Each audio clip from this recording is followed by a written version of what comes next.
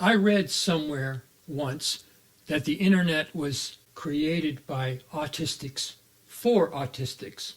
It is easy to believe when you think about all those early nerdy websites and the vast stores of data that you could find on obscure topics.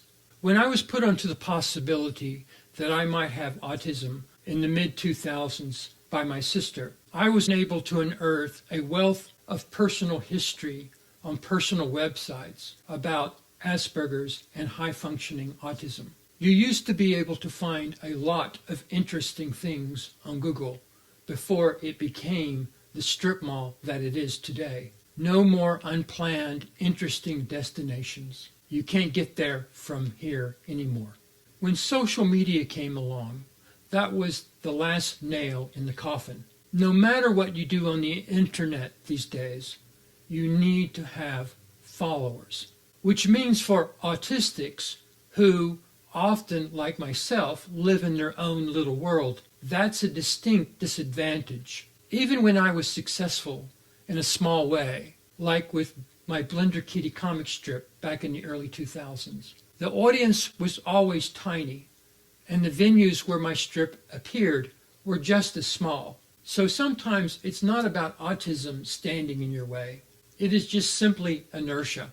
It has always been easier for me to retreat into my sanctuary than defend what I do.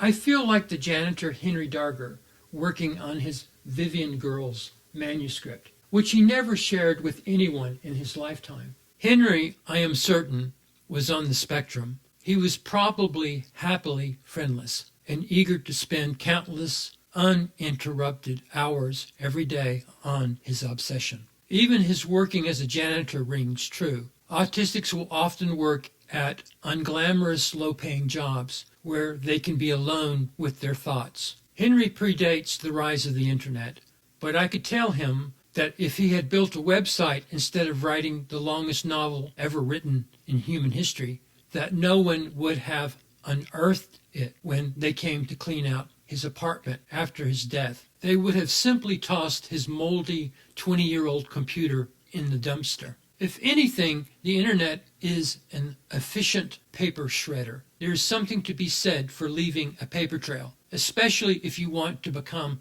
a posthumous millionaire. You might think that art hosting sites are the answer, but have you ever visited an art hosting site? Someone once said that the best place to bury a body is on the second page of Google's search results, because no one will ever look there.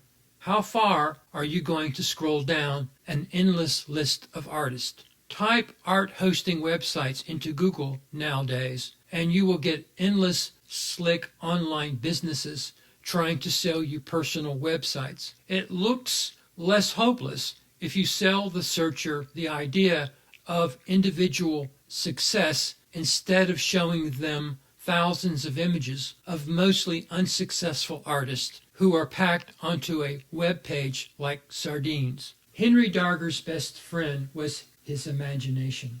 So we have one mutual friend in common. Although I hope through this YouTube channel to extend my community.